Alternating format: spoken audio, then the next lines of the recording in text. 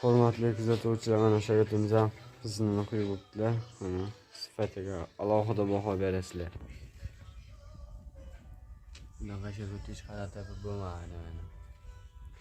Yosh bo'lishiga qaramasdan mana qizini akkuratnilab qo'ygan.